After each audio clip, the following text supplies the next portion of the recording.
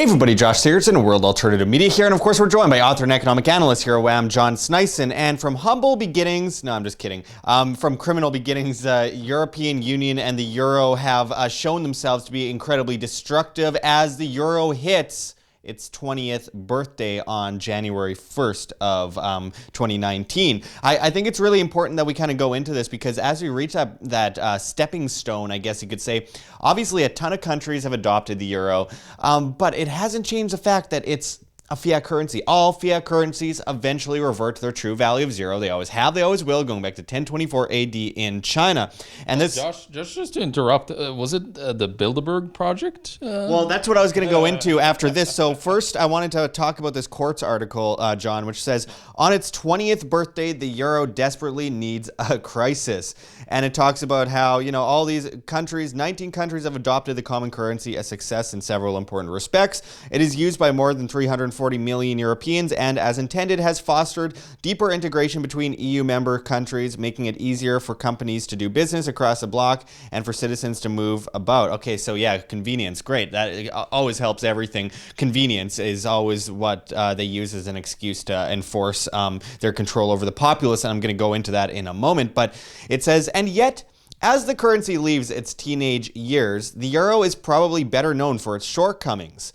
The EU sovereign debt crisis highlighted members' inability to massage exchange rates when economic growth slows, potentially boosting exports, and adjust interest rates to rev up business activity during a slump. This becomes a problem when countries are moving along a different speed. A single monetary policy can't cool an overheating economy and support a struggling one at the same time. The lack of flexibility was underscored when Greece, slogging through years of crisis, nearly crashed out of the common currency in 2015.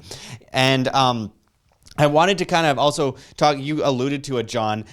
So Bilderberg, for years, like I confronted Bilderberg steering committee member Conrad Black several years ago, and I asked him about, talking about creating the European Union, which David Frum had told me in a confrontation about a year earlier from that.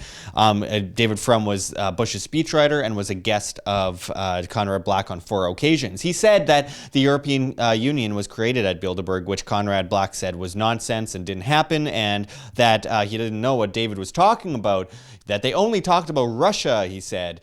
Interestingly, a bunch of leaks came out a couple of years ago out of Bilderberg, and it showed that one of the main things that they were talking about was creating a European Union, going all the way back to the 1970s.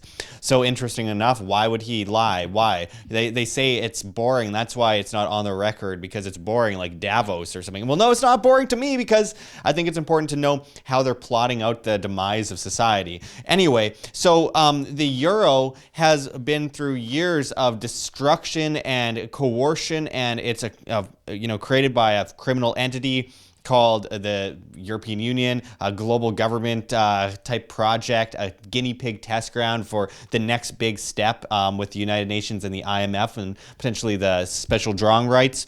And it has failed time and time again. It is a fiat currency after all. It's losing its value on a regular basis. There is all the fraud and usury that's enforced on the public via legal tender laws. And while they always say it's more convenient, convenience is always the disguise of tyranny. Unfortunately, people constantly fall for it, and then they turn it into it's about racism. People are racist if they don't want the European Union.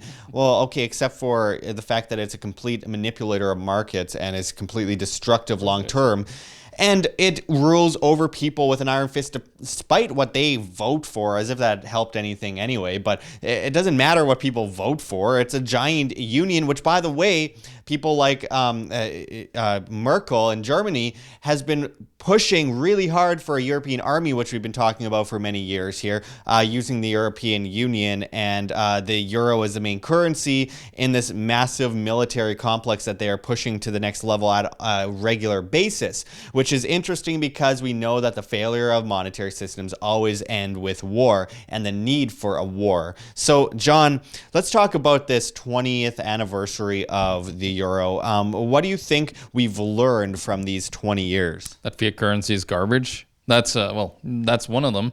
Anyways, when it comes to the European Union, there has been a dream for centuries, for centuries to unite the Europe area into one. And of course, this idea is, not new, and it's been, tried to like get through it all over time. But the problem is in Europe, we're so scattered. We're full of different languages. Like there are 40 something languages, and the barriers to actually communicating with each other and everything is very different. So it's very hard to like try to unite something, and that's what you're seeing now. It's starting to fall apart in the seams. Like Greece, for example, is a massive big government state that literally Goldman Sachs cheated the numbers and put their assets over in special purpose entities and so on to hide off books assets and liabilities that were bad. So they have been manipulated to get into the European Union. But second of all, when they implemented the European Union, one thing that not very many people have talked about is the actual devaluation that happened in the countries that actually started to accept the euro. For example, in Portugal, a friend of mine, he lived through this, and he actually was telling me how prices were halved of the value that they had in their pesos, their local currency at the time. There suddenly the next day when the euro came in, it only bought half of what they did before. So it was a blatant, of course, devaluation of their currency into the new currency, because that's usually what happens is you get a new currency and then all the other currencies get devalued again. And this is something that happens all across Europe, in Italy and everywhere that, adopted the lira was super highly inflated currency throughout history. For example, very terrible monetary policies coming out of Italy. And this has happened all the time, Josh. And then, of course, you have places now that Croatia, you have places like Latvia just suddenly join. Croatia is talking about joining the Eurozone, where the actual euro currency is used. And then actually they're talking about, you were talking about the military and police and so on. Well, they've also been talking about uniting all the central banks into one. So they're like, basically like the Federal Reserve, where they have different feds, like 12 of them all around in the United States. They want that with the European Union, because now you still have kind of independency with the Greek central bank, with the Irish central bank, with whatever central bank in Europe, but they want that to be centrally controlled under the ECB. Well, yeah, and there's always that need, like on the free market, it's called competing currencies, folks. You can't enforce usury on people. Usury would be based on voluntary private contracts. If people really wanted to, have interest on payments and loans, etc., that would be down to them, instead of a government creating currency out of thin air, then paying off the interest on the debt and forcing the debt onto the populace, where people are paying out of the pocket and becoming impoverished, all while inflation rises and their purchasing power diminishes. I wanted to kind of go into this article quickly from Investopedia from back in October of this year, which said, here's what will happen if the euro fails. And it says, in 2015, the European Union was in a state of flux. There were major banking troubles at Deutsche Bank, Credit Suisse, and virtually every Italian financial institution. Greece was suffering economically, and several other countries seemed to be destined for the same. In 2016, the United Kingdom voted to leave the EU with the Brexit vote, and the European Central Bank introduced negative interest rates in a desperate attempt to spur growth. But in 2017, the tide was turning. The Eurozone enjoyed its best year in 2017 in a decade, showing that it was finally emerging from the debt crisis that threatened the euro. According to Eurostat, the European Union Statistics Agency, the Eurozone expanded by 2.5% in 2017, which surpassed the growth of the United States at 2.3%.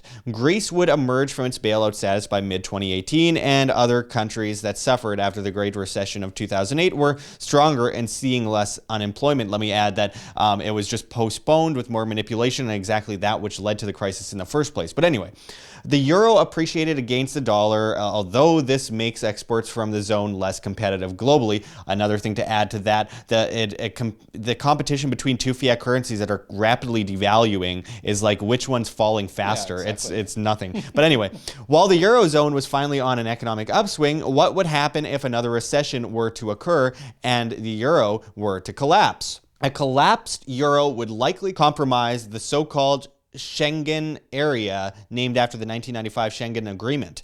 Under this agreement, 26 separate European countries agreed to allow free movement of people, goods, services, and capital within the borders of the Eurozone. You don't need government to tell you where you can or cannot move. Anyway, not every member of the EU is also a member of Schengen, and not every participant in Schengen is part of the EU, but a collapse of the euro would nonetheless affect countries inside and outside of the region. Economically, it is possible to have competing currencies in the same economic zone. There's nothing preventing Germans or Italians from trading in both German Deutschmarks and Italian lira, for example. That scenario only seems unlikely because an end to the euro would increase pressure to dissolve the entire EU experiment. Let me also add to that, and I feel like I'm adding a lot to this article, which they should have had in the first place.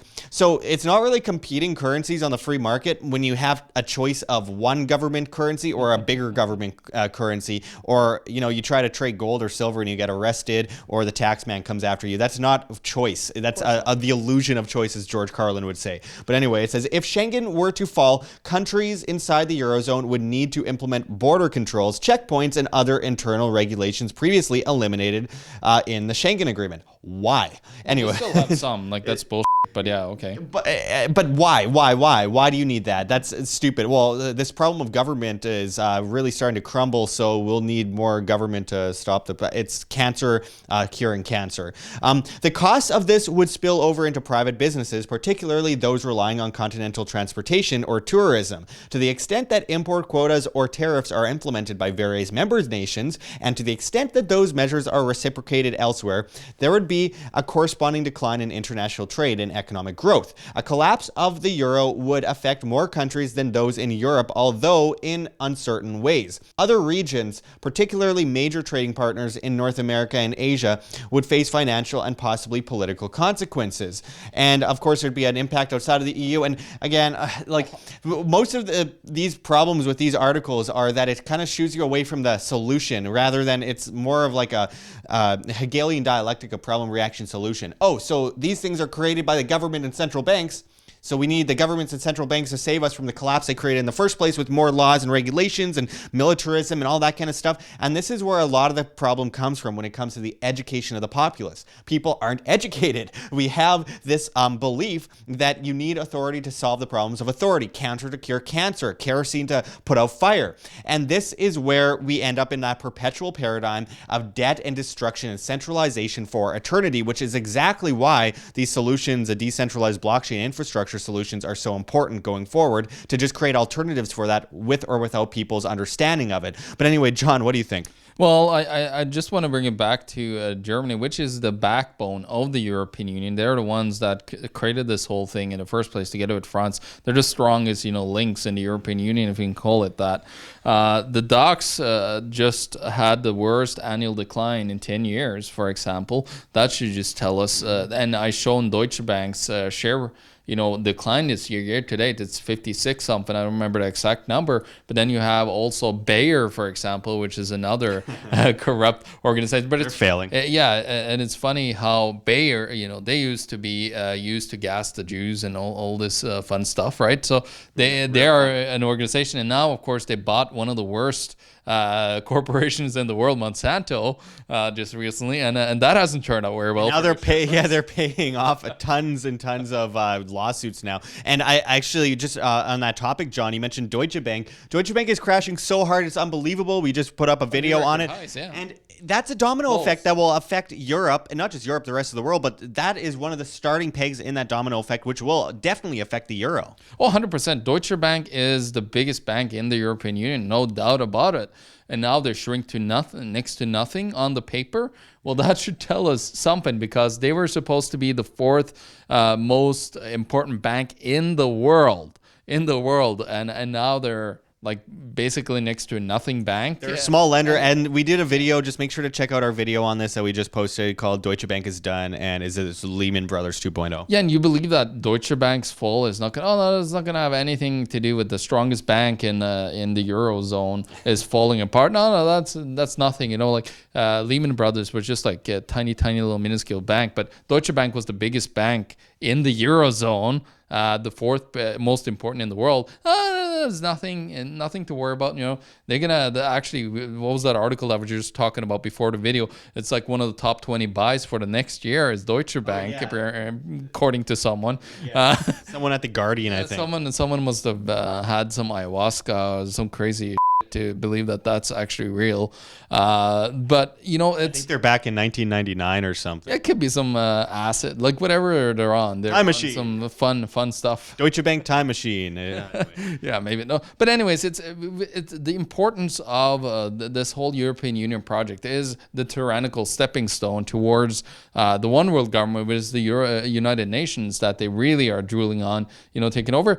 What is interesting though with the EC, the European Commission, is that none of them is elected by anybody. Anybody even I don't believe in democracy in the first place because I think it's garbage. To 51 really 49%. Two wolves and a sheep deciding what to have for dinner. Yeah, but again, they're not even elected in by anybody, so they're unelected. They don't pay taxes, and who runs, of course, the European Union is even more insane. It's a drunken heir to the Juncker family that built the Juncker bombers that bombed the shit out of everybody in Europe. It has a habit of falling over drunk at events. Yeah, exactly. So it's just like the good old Boris Yeltsin of the Eurozone. That's where we have Mr. Juncker right now. He's just a drunken, tyrannical moron running around trying to, have full control. And that's who you get in those power positions because they can't get in anywhere else where they would have been elected.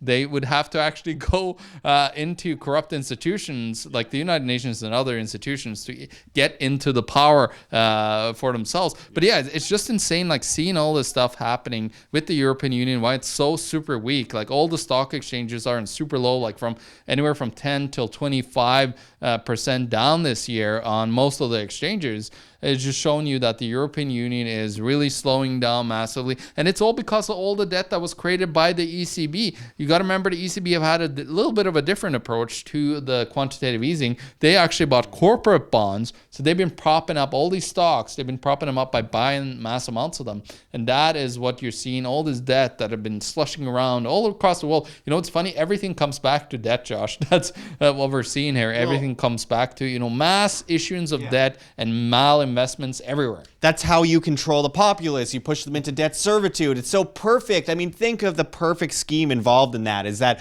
when people are in debt, they're desperate. They look for help. They're dependent. They want the government to help them. They want the banks to help them. They'll do anything for these entities to help them, these organized crime rackets. And what happens then? Well, they end up in more debt, most likely. I mean, the bank and government doesn't just hand away things for free. They steal things from others and hand it for free. But I mean, they don't actually just give you a bunch of money and say, go off on your way. They give you loans. They give you opportunities to make back that money with interest payments or, pay back the money with interest payments, financing, all that kind of stuff. Get a loan and end up in massive amounts more debt as these banks steal money out of their bank account, like the bail-in regimes that are being pushed. The banks are all bankrupt. I mean, it's all coming down, folks, at the same time. The stock market, people keep going, oh, well, maybe it's fine. Everything's going to be fine after all, after Christmas. Yeah, that's what Donald Trump said anyways. Yeah, and good luck with that. It hasn't changed the fact that the stock market doesn't have any fundamental value, and it's all based on investor confidence, just like the US dollar is based on faith worldwide, and it's losing that faith as countries swap out of it. And the euro is going to see similar things as we push into the future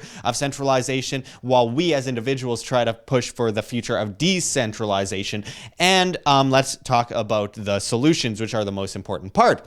You as an individual need to be self-sustainable, independent, responsible, as responsibility and freedom play hand in hand. You can't have one without the other. Now, you have to look towards food, water, shelter, self-defense. You're not gathering things for the toughest guy on the block. Of course, gold and silver as wealth insurance, protecting your purchasing power. Folks, this isn't investment advice. This is my opinion. But I mean, let's look at history here, and let's look at the fact that gold and silver aren't investments. They are wealth insurance. They protect your purchasing power, like I've said so many times before. And look at history. It has proven to prevail almost every single time, basically every single time, other than, I think, a couple examples in like Greece, but the government was involved, so you can see why it didn't work out so well that time. Anyway, also decentralized, fundamentally valuable cryptocurrencies that have that actually change something in the world, and not just the currencies, but the decentralized blockchain infrastructure that creates alternatives, whether you're left or right or outside of the spectrum. it won't matter. Like the individual demand will decide, and we'll see these much more convenient, except for not evil, convenient opportunities in the future prevail as they create all these alternatives for government and banking and central banking and everything the government does, like all the programs and everything. The blockchain has solutions. It's amazing. It's amazing what we can do if it's decentralized. Just make sure it's decentralized, not centralized, because as far as the blockchain goes, it's like you could take a gun and slaughter a whole bunch of innocent people, or you could take that same gun and save all those people from being slaughtered. And the same goes for the blockchain. You could use it for good and evil. You can use the blockchain if centralized to enslave humanity, just like you can use it if decentralized to overthrow that which enslaves humanity. Hugely important, incredible difference. We must understand that. So anyway, I can make a million analogies and we could go into this all day, but the point is, as we go into 2019, the euro isn't going to suddenly recover. The US dollar isn't going to suddenly recover. Anything that you see is all propped up and fake. It's all manipulation. It's all BS. All the green that you see is complete manipulation. Do not believe it. And when you say the Canadian dollar, the US dollar, or the euro, the euro or the Australian dollar or the lira or the bolivar, if you say any of those things are doing better than the other, it's not that they're doing better, they're just falling at a lesser rate. They're all going down, they're all devaluing. So to say the Canadian dollar is up is nonsense. It's just, the US dollar this week has fallen further than the Canadian dollar. It's completely bogus. So we have to understand that, and understand that inflation and the prices of things are going up via the hand of inflation, and that you aren't able to buy as much with the same amount of numbered currency. So anyway, John, as we wrap this up, what's your bottom line? Well, I think the bottom line is coming down to what's happening on 29th of March this year, which is like, remember in the article you said 2016 was when they voted on the Brexit. Well, it's supposed to be a Brexit at one point. If it ever actually get voted on, they're trying to, like, it's so insane. If you don't get the right outcome you wanted, then you're gonna, we vote again, and we vote again until we get the right outcome. And do we manipulate our populace into understanding democracy is the right way to go, only if you get the right ideas passed, of course. But yeah, it's just insane. But that's what it comes down to. And also the insanity that we're talking about, where people said, if everybody's exiting out of the European Union, everybody's going to put tariffs on each other. It's like, no, what if actually the governments did not even exist at that time, and there was no need for any tariffs at all because the government doesn't exist? It's like, think about that idea. Human innovation comes in, competing currencies, free markets, incredible development and innovation. Yeah, of course. It's just insane how that works. So it all comes down to, we need a full exit from all these globalist entities like the European Union, the United Nations, all these corrupt assemblies around the world of unelected people that are running the world. They are passing laws and regulations that impact you in your local community, that they don't even know anything about, most of these guys. So we need to stop believing in this massive entities of government and of course the super governments structures like the European Union and the United Nations. It's time to do a UN exit and an EU exit for once and for all, and exit out of all these stupid regional governments or whatever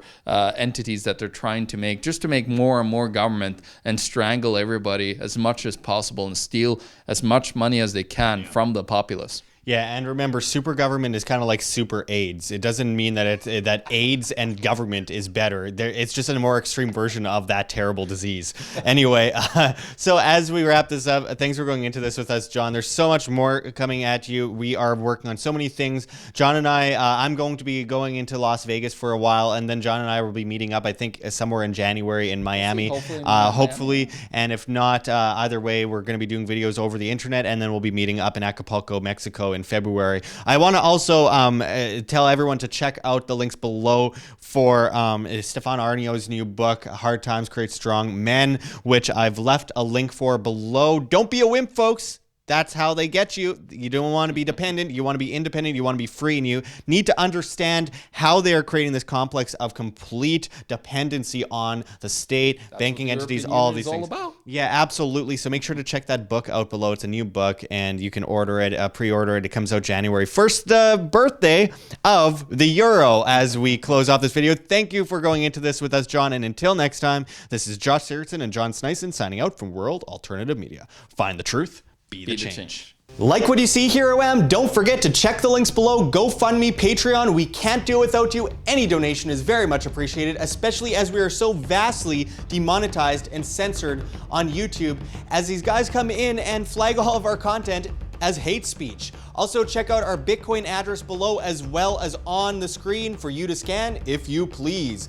And also check us out at steemit.com. We're at Josh Sigurdson. It's a future of social media where you get paid in the upvote of your post in cryptocurrency. Steem, that is. So make sure to check us out there.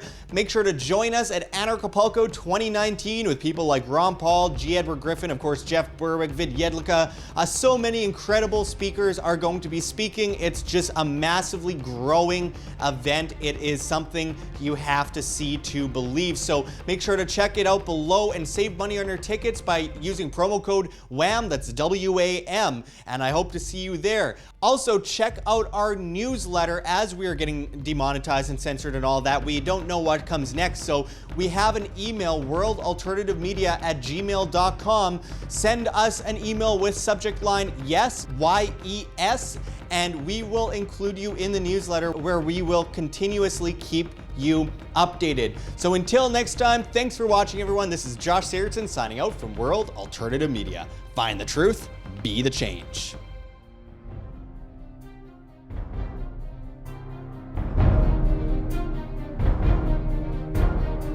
I'm sure you have already changed people's minds in your young age because you're involved, and I like that.